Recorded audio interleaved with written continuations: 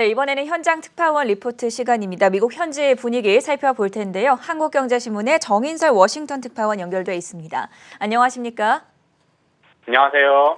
네, 국내도 그렇지만 지금 미국에서도 확진자 수가 계속해서 늘고 있다고 들었습니다. 전 세계가 코로나로 인해서 불안한 장세가 지속되고 있는 가운데 바이든 정부에서 지금 확산 기준을 중증 환자로 전환하는 검토를 하고 있다고 들었습니다. 어떤 의미로 해석을 해보면 좋을까요? 일단 중증 환자가 늘고 있다라는 뜻으로 해석을 해야 될 것 같습니다. 원래 오미크론이라는 게 전염성은 빠르지만 강하지 않다 이렇게 다들 받아들이고 있었는데요. 그래서 중증 환자 비율이 좀 낮을 것이다 이렇게 예상을 했는데 예상하지 못하게 기존 델타 변이로 인한 환자들과 섞이면서 미국 내 중증 환자, 그 중증 환자 비율도 늘고 있습니다. 미국 내에서 코로나19로 입원한 환자 수가 한 달 전 대비해서 40% 증가해서 6만 7천여 명 정도 되고요. 또 중환자실의 병상 가동률이 80%에 육박을 했습니다. 미국 내에서도 다시 병상 부족 상태가 우려되고 있는 것입니다. 그래서 미국도 신규 확진자를 줄이는 정책에서 중증 환자 증가를 막는 것에 더욱더 노력을 기울이고 있습니다. 보건, 의료 시스템이 마비되는 것을 막는 게 중요하니까 그런 건데요. 그래서 앞으로도 경제 봉쇄 조치 도입보다는 백신 접종을 강조해서 중증 환자 비중을 낮추는 데 초점을 맞출 것으로 보입니다. 또 중증 환자에 이렇게 관심을 기울이는 것은 오미크론을 비롯한 코로나를 원천적으로 막는 게 불가능하니 위드 코로나 시대를 어느 정도 인정한다라고 해석을 할 수 있을 것 같습니다. 좀 약간의 어떤 이해관계가 들어와 있긴 하지만 화이자는 코로나19가 2024년까지 좀 더 연장될 수 있다라고 전망을 했습니다. 이와 관련해서 조 바이든 미국 대통령이 미국 시간으로 21일 화요일에 오미크론과 관련해 특별 연설을 할 예정입니다. 이 자리에서도 백신 접종의 필요성을 다시 한번 강조할 것으로 보입니다. 바이든 대통령이 현지 시간 21일에 오미크론 변이와 관련해서 대국민 연설을 하니까 이 점을 좀 주목을 해봐야겠고요. 지난주에 연준의 긴축 정책에 이어서 이렇게 오미크론 변이까지 주목을 해봐야 되다 보니까 미국 증시가 주춤하는 양상을 나타내고 있습니다. 현지에서는 어떻게 분석을 하고 있습니까? 네, 말씀하신 것처럼 오미크론과 패드의 긴축 정책의 불확실성을 아직까지 시장에서 완전히 소화를 하지 못해서 불확실성이 여전한 것 같습니다. 우선 패드가 FOMC 결과를 내놓았죠. 다들 아시는 것처럼 내년 3월 테이퍼링 종료, 그리고 내년 중 3회 이상 기준금리 인상이 핵심 내용인데요. 하지만 여전히 언제부터 얼마나 기준금리를 올릴지에 대한 의견이 엇갈리고 있습니다. 골드만삭스와 뱅크 오브 아메리카는 내년 3월쯤 금리를 올릴 것으로 보고 있지만 JP모건 같은 경우는 6월이 분수령이 될 것이다 예상을 하는 등 다들 조금씩 전망이 엇갈리고 있고요. 또 오미크론도 다소 약간 얕잡아본 측면이 있습니다. 그래서 뉴욕 내 하루 확진자 수가 이미 2만 명을 넘어섰고요.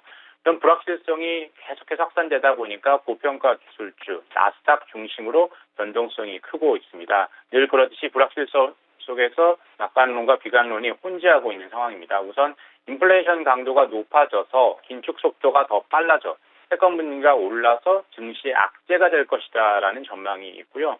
이에 비해서 패드가 긴축에 나서면 성장과 인플레이션이 둔화해서 금리는 급격히 오르는 게 어렵다. 그래서 특히 선진국 장기금리가 오르기 어렵다라는 예측도 있습니다. 찰스 슈왑이 대표적인 곳이고요. 그래서 강세론을 펴는 또 대표기관인 UBS는 패드의 2022년말 S&P 목표 주가를 5,100을 계속 보수하겠다라고 밝히고 있습니다. 결국 오미크론과 인플레이션이 어떤 정도의 강조를 보이느냐, 어느 방향성을 갖느냐가 중요한 핵심 변수가 될 것 같습니다. 이번 주에는 크리스마스 연휴가 겹쳐 있는 만큼 다소 한산한 거래가 이어질 것으로 예상이 되는데요. 마지막으로 투자자들이 주목해 볼 만한 일정과 이벤트까지 전해주시죠. 우선 주 초반엔 중국에 관심을 가져야 될 것 같습니다. 오늘 중국인민은행이 대출 우대 금리를 결정을 하는데요. 지난 6일에 지급 준비율을 인하하면서 시장에 220조 원, 우리 돈으로 하면 220조 원 이상의 넘는 유동성을 풀겠다라고 얘기를 했는데요. 물론 홍다 사태 때문에 대한 불확실성을 어느 정도 무마하기 위한 대책이었습니다. 미국과 영국, 선진국 등이 긴축으로 약간 방향을 튼 것과 달리 중국은 계속해서 돈 풀기에 나서는데 오늘도 그와 비슷한 조치를 낼지 한번 봐야 될 것 같고요. 주 후반엔 인플레이션 지표가 중요할 것 같습니다. 24일 금요일이 말씀하신 것처럼 크리스마스 이브라서 뉴욕 증시가 휴장을 하는데요. 그래서 하루 앞서서 원래는 금요일에 발표할 걸 이번에는 목요일에 미국의 11월 개인 소비 지출 PCE 물가 지수가 공개가 됩니다. 미국 시간으로 오전 8시 반이고 우리 시간으로 저녁 오후 9시 반이 되겠죠. PC 물가는 소비자 물가 지수 CPI에 비해서 더 많은 품목을 망라하고 있고, 그리고 페드가 참고하는 정책 결정이 참고한 핵심 지표죠. 시장에선 11월 PC 물가 상승률을 5.7%로 예상을 하고 있습니다. CPI가 11월에 6.8%였는데 PC도 상당한 수준 높아진다고 볼 수 있고요. 10월에 PC 지수가 5%대였으니까 상승폭이 그게 1990년 이후 31년 만에 최대폭이었는데 그게 더 커질 수 있다라는 거고요. 만약에 예상치인 5.7%부터 높아서 6%대를 넘어선다 그러면 증시에 큰 영향을 미칠 것으로 보입니다.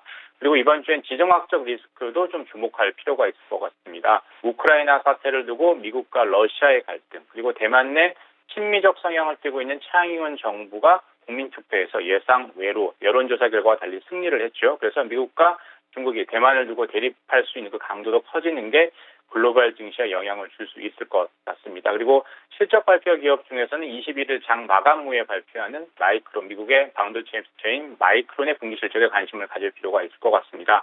향후 실적 전망을 어떻게 보면 반도체 업황이 어떨지를 가늠해 볼 수 있을 것 같습니다. 네, 지금까지 도움 말씀의 한국경제신문 정인설 워싱턴 특파원과 함께했습니다. 도움 말씀 고맙습니다. 감사합니다.